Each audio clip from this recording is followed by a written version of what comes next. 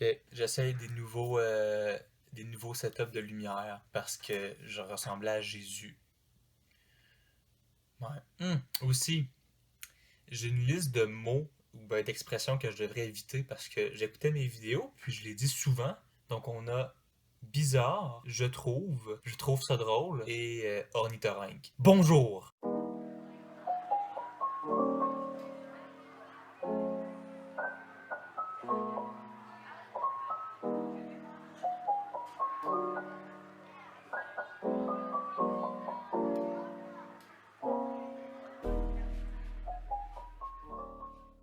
J'ai lu Rhythm of War par Brandon Sanderson, le quatrième livre de sa série de fantasy épique Stormlight Archive. Et aujourd'hui, je vais en parler. Donc, encore une fois, un peu comme pour la dernière vidéo, c'est le quatrième de la série. J'ai lu les autres qui sont là. Ah, je vais aller les chercher d'ailleurs. Je vais pas trop m'attarder sur l'univers complet parce que c'est quand même une bonne série. Ben, ça se peut que j'y touche un peu, mais ça va être sur ce livre-là principalement que je vais me pencher. Je voulais parler de la représentation de la santé mentale dans cette série-là parce que honnêtement, c'est très bien.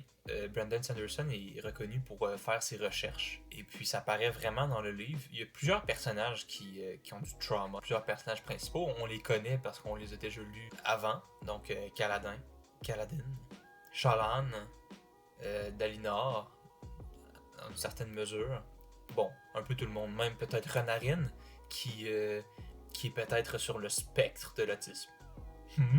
C'est vraiment intéressant pour ça, je trouve, parce que Brandon Sanderson aussi, dans sa série Mistborn que j'ai lu, Vin a certains soucis de santé mentale, et puis ça part pas vraiment. Même si Vin... Ok, c'est vrai, on parle de ce livre-là, mais oui, très belle représentation de la santé mentale. Bravo Brandon. Dans le livre, j'aime beaucoup Wit et Zahel parce que j'ai remarqué que souvent dans les livres de fantasy, c'est assez sérieux, mais l'auteur va souvent essayer de trouver une façon de libérer un peu de pression intellectuelle. Dans Le Seigneur des Anneaux, c'était souvent quand il arrivait à certaines places. Je pense principalement à l'épisode avec Tom Bombadil et genre sa femme qui est genre Dame Nature, et ou ben quand il arrive dans la cité elfe, là c'est comme un havre de paix.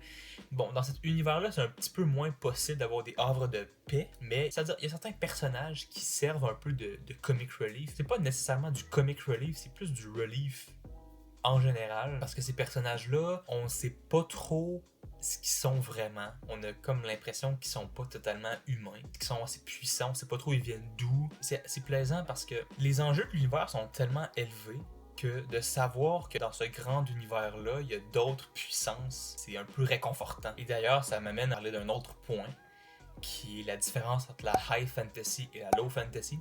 Parce que un des extraits qui me fait rire, c'est quand Wit parle avec un personnage, et puis il parle d'une vache. Et le personnage, il sait pas c'est quoi une vache, parce que dans cet univers-là, il n'y a pas de vache. Il n'y a pas de vache? Non, il n'y a pas de vache. Dans la fantasy, on parle de high fantasy et de low fantasy. Le low fantasy, en gros, c'est comme notre univers dans lequel on insère certains éléments magiques. Par exemple, Harry Potter, c'est vraiment notre univers, mais on insère des éléments magiques. Le high fantasy, c'est où on va créer un univers de toutes pièces. Dans cet univers-là, ok, il peut y avoir des vaches si tu veux, mais ça se peut qu'il n'y ait pas de vaches, que les animaux soient différents. Et puis, c'est quand même drôle parce que Brandon utilise cette dynamique-là de la high fantasy pour faire une petite blague de « Ah, c'est quoi une vache? » C'est quand même comique. Je pense que c'est le livre de la série qui m'a le plus fait vivre d'émotions. Autant de la tristesse que de la joie, que du rire. En tout cas, j'ai ri. J'ai ri beaucoup. J'ai ri beaucoup grâce au Spren. Parce que dans ce livre-là, j'ai l'impression qu'il était il était comme plus drôle que dans les autres livres. Dans les autres livres, c'était comique, c'était comme haha, mais là, on apprend à les connaître, puis eux aussi, ils apprennent à vivre dans ce monde humain-là. C'est chouette quand même. Ils font des petites blagounettes par-ci par-là. C'est vraiment ludique. Brandon est bon pour décrire une ambiance, et ça, je trouve que c'est une force du livre. Même à un certain moment dans le livre, deux personnages, on les nommera pas, c'est Navani et Dalinar. Ils s'en vont faire des petites choses coquines. Mais c'est décrit d'une façon assez poétique. Et ça, je me suis dit, waouh, imagine être capable de décrire l'acte sexuel d'une manière autant poétique. Je te lève mon chapeau, Brandon. Si on est en train de parler de la plume de Brandon, je vais aussi parler de comment est-ce que tous ces personnages ont tellement de personnalité. Et là, ont tellement de personnalité, pas dans le même sens que Shallan, là. Pour ceux qui l'ont pas lu, c'est parce qu'elle a plusieurs personnalités. C'est génial parce que j'en avais parlé un peu dans mon review du The Great Hunt, mais ici c'est encore plus vrai. Autant tous les personnages ont comme une caractéristique spéciale qui les différencie des autres, ce qui fait qu'on n'a pas de difficulté à les reconnaître, même si on ne reconnaît pas leur nom. Autant les différents points de vue, parce qu'il y a plusieurs points de vue dans cette série-là, on sait qui écrit quand, parce qu'ils n'ont pas la même façon de voir le monde, de s'exprimer. Ça, c'est plaisant pour ça. Ah, je pense que j'ai trop dit plaisant. Qu'est-ce qui pourrait remplacer plaisant? Je vais juste pas en parler. Dans ce livre-là, il y a eu beaucoup de retours en arrière pour explorer un peu plus l'univers des Parshendi et de comment est-ce qu'on en est arrivé là. Moi, personnellement, je suis pas le plus grand fan des retours en arrière. J'ai de la difficulté parce que c'est fait, il n'y a rien de nouveau. Il y a du nouveau, il y a certainement du nouveau, mais savoir ça ne change pas les événements présents. Dans les faits, le retour en arrière en soi, c'est pas mauvais. Moi, je suis juste pas vraiment fan des retours en arrière. Je trouve que ça fait stagner un peu l'histoire. Il y avait certaines longueurs dans ce livre-là, je trouve. C'est pas trop mal, mais c'est sûr que, bon, c'est 1200 pages, puis des fois, c'est un peu long. Je vais reparler un petit peu de la santé mentale dans le livre. Honnêtement, j'ai failli pleurer 3 fois. Mais par rapport à ça, je suis un peu mi-figue, mi-raisin. Pour quelques raisons. D'un côté, c'est très bien décrit. Brandon a fait ses recherches. Ça rend les personnages plus humains. Mais en même temps, des fois, il y a comme certaines longueurs. Moi, comment je le vois, comme une dynamique entre l'attente et la force cathartique d'un événement. C'est-à-dire que plus tu attends, tu fais attendre le lecteur, plus quand un certain problème va se résoudre, la force cathartique va être élevée. On va se dire « Ah, enfin! » Mais quand je lisais le livre, bon, mini divulgachi, mais pas vraiment, Shallan, j'étais juste écœuré. Et puis, à la fin du livre, bon, je me dis, c'est pas si pire au final, mais en même temps, je me souviens que consciemment, j'ai dit, en le lisant, je suis tanné. Aussi, bon, la santé mentale, c'est que ça rend l'ambiance tendue, ça me rend anxieux quasiment à lire ça parce que, bon, l'antagoniste dans ce livre-là, c'est littéralement un dieu, ok?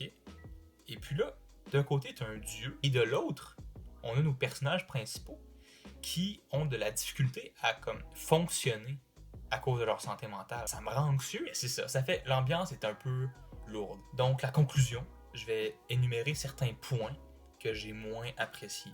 Donc, comme j'ai dit, la longueur par moment de certains passages narratifs et de certains subplots que je pourrais traduire par éléments narratifs secondaires. Des fois, on est comme, ok, tu peux finir cette partie de l'histoire-là. Je pense qu'on a fait le tour. Pour moi, les retours en arrière, ça ajoutait à la longueur du livre. Au final, c'est intéressant, mais c'est long. C'est que quand tu passes de l'action directement pour aller en arrière, t'as l'impression de pédaler dans le bar. Donc aussi, l'ambiance assez tendue. Donc c'est normal, c'est bien écrit, mais c'est comme dur pour le lecteur. C'est ça, c'est dur pour le lecteur, c'est parce que ça nous rend anxieux comme les personnages du livre. Et c'est bien parce que ça veut dire que c'est bien écrit et qu'on s'attache aux personnages, mais... laisse-moi une pause, Brandon!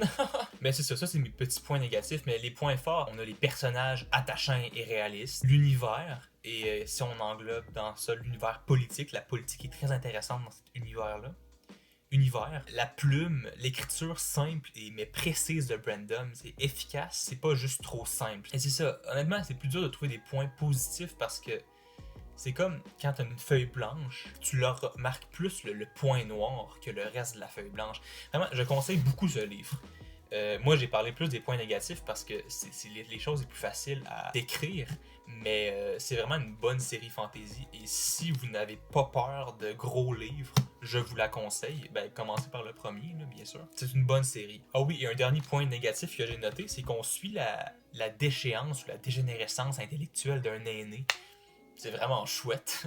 La note que je donne à ce livre, c'est Enfance difficile sur 10. Je voulais dire, je suis vraiment content du nombre de vues sur mes vidéos. Bon, vous pouvez vous dire, ah, c'est en bas de 100, Antoine, tu dis n'importe quoi. Mais c'est le fun parce que je fais ça et puis les gens, ils aiment ça aussi. C'est vraiment chouette. Mais n'hésitez pas à laisser des likes, mettre en commentaire des suggestions de lecture, vous, ce que vous avez pensé du livre, mettre en commentaire votre couleur préférée, abonnez-vous à ma chaîne pour ne pas manquer mes prochaines vidéos, sonnez la cloche. Là, je vais lire Shadow of the Gods, The Shadow of the Gods par John Gwynne. Je pense que ça va être quand même cool.